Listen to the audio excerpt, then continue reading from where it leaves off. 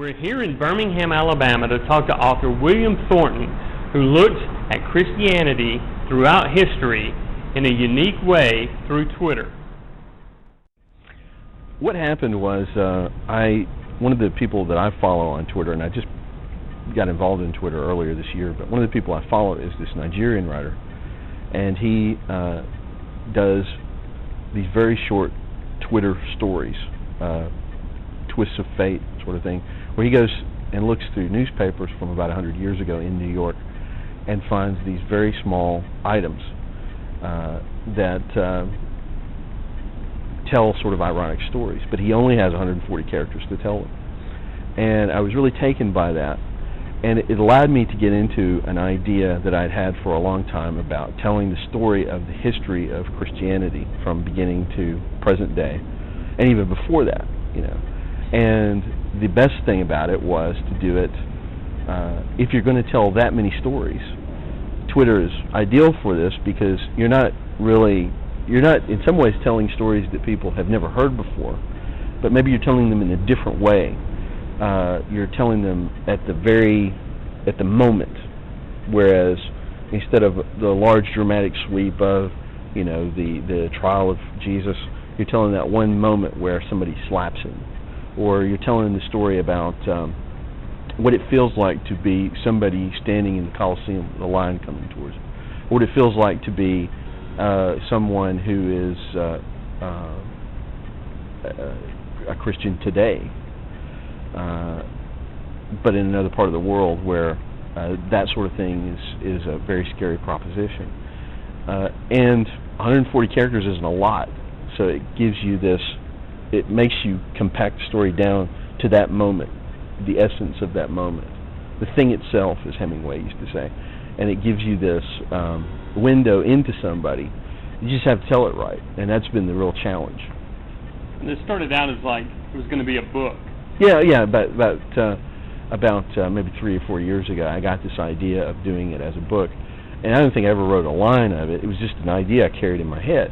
And then when I saw this other writer doing something with Twitter, I suddenly thought, you know, this is a good way to get into this. So I just, one Saturday I woke up and started doing it, and then I could see how I could approach it, and the best ones that I feel like I've been able to create are the ones where you're able to set a scene, you're able to tell the aspect of somebody through their dialogue, and to convey the emotion of who they are just in that one little sentence, or 2 or 3, however many you can fit in there. Sometimes you don't need all 140 characters. Sometimes you feel like you need twice that much, but you got to cut it down, and that's the challenge.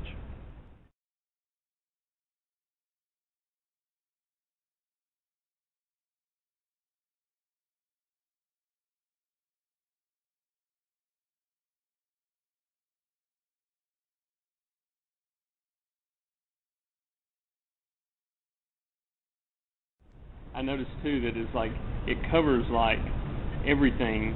Like initially, I was looking at your feed, and it was like it goes from like I was thinking it goes from like the time of Jesus all the way up to the present. But really, I noticed you've even got Cain and Abel on there, so it goes all the way back. You've got Bob Dylan, you've got Cain and Abel, so you kind of like run the whole.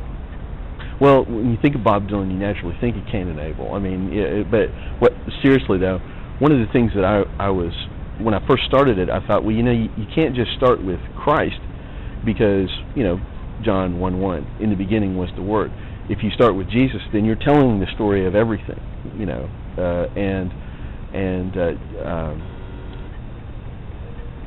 one of the tweets that I sent out along the lines of the Old Testament was Adam huddled against the cold, remembering what it was like when he was with God before the fall. And that is the essence of telling you the need for Jesus. And from that point on, everything grows from there. But I also wanted it to be not just this Western idea of Christianity that we have, where, you know, I'm a Southern Baptist, And for a lot of people, I think, not just who are Southern Baptists, but Protestants in general, church history is Jesus to Revelation, and then there's this big gap where we suddenly come in contact with Billy Graham somewhere around the 20th century, with maybe Martin Luther in there somewhere before. And Christianity is the martyrs, but it's also the idea of Christendom, which is where the name for the Twitter feed came from. That's culture, that's history, that's politics, that's nameless people all over the world of faith. That's the monk who's copying down works of classical literature in his cell. That's somebody who is burned at the stake. That's somebody who is, hearing about the word from David Livingston.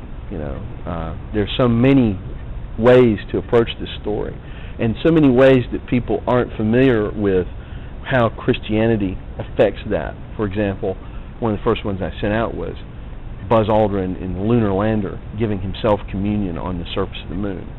That really happened. Most people don't realize that because NASA wanted to, didn't want to get into the trouble of using taxpayer dollars, blah, blah, blah. But he did it, and he did it quietly. There's something about that illustrates kind of what I'm talking about here, is that so many acts that glorify God, but they're very small. And one of the ideas that I had in telling the stories is to try to tell them in the present tense rather than the past tense. That way you see them as God sees them, outside of time, everything happening at once. So you experience it the way the people in the stories experienced it for themselves. You go to church every Sunday and you hear the story of the resurrection, but you don't hear the story of Saturday. The disciples are sitting around wondering where it all went wrong. What are we going to do now? They don't know how the story's going to end. They should have, because they've had enough information, but they don't, because it's real life. And they experience it the way we experience real life. What am I going to do now? Where's God now? Where's all this headed? What am I going to do? That may be how you sum it all up. What are we going to do? What is He going to do? So I find that they occur to me at different times of day, different places. Sometimes I'm reading, sometimes I'm just thinking.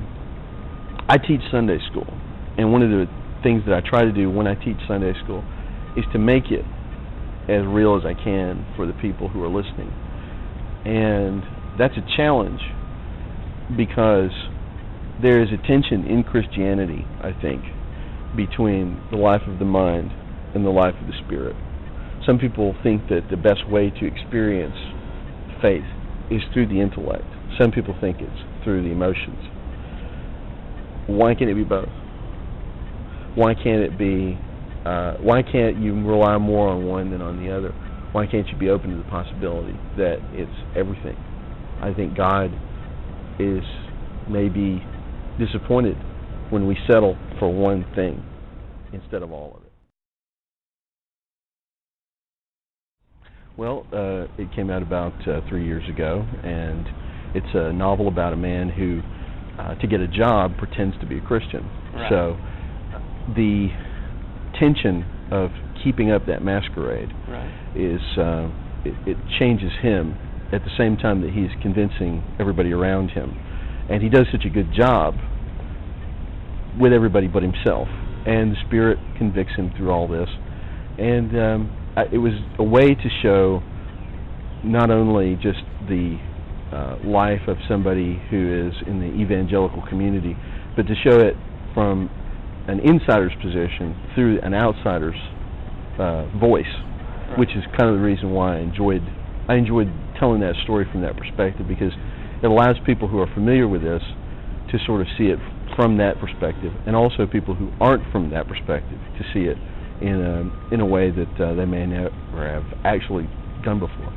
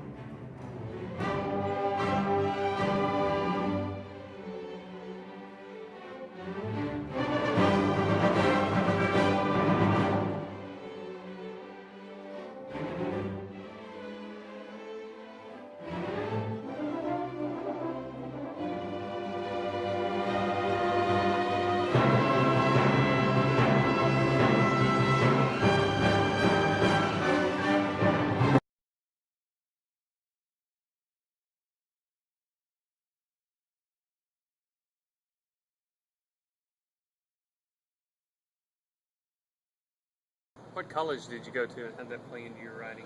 I went to the University of Alabama, and one of the things that I did while I was there was I wrote a short story from the perspective of someone with Alzheimer's disease. And one of the ideas that I had was that she was conscious of what was going on, but she was unable to express herself. So everything that you were seeing was her recounting how other people were reacting to her. And she kept saying this word, toucan. But she was wondering, why is that? Why am I saying this word toucan over and over again? And the nurses and the other people were, do you want a bird? Is that what it is? They were just kind of doing the way that you do with somebody who's in that position. You kind of try to live in their world rather than get them into your own. And she kept having these memories, and then she realized that the night that she met her husband, they were together alone, and they saw a bird. And it was a memory that had come out of her that she had forgotten, but it was still part of her. And that was the idea, was that we still that those things stay part of us, even though we may forget them, which is what happens in Alzheimer's disease. My mother had Alzheimer's disease, and what was interesting was I wrote this 20 years before she ever was diagnosed with that. But that's another one of the things that I explore a lot is the how we create our identity, memories through experiences, and how they shape us in ways that we don't even realize. I've been writing pretty much my whole life. I started writing as a kid. So very early on, I think I decided somewhere inside of me that this is what I was going to do for the rest of my life. And right out of high school, I started writing in newspapers.